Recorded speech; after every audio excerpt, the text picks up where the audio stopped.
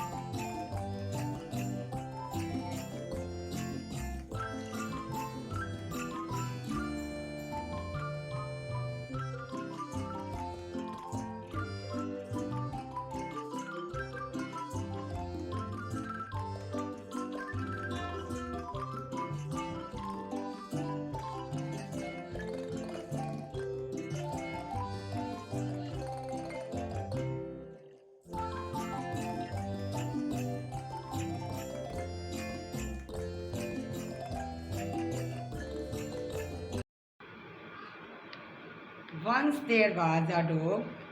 He was very hungry. He found a piece of meat from a butcher's shop. He picked it up and ran to eat it alone.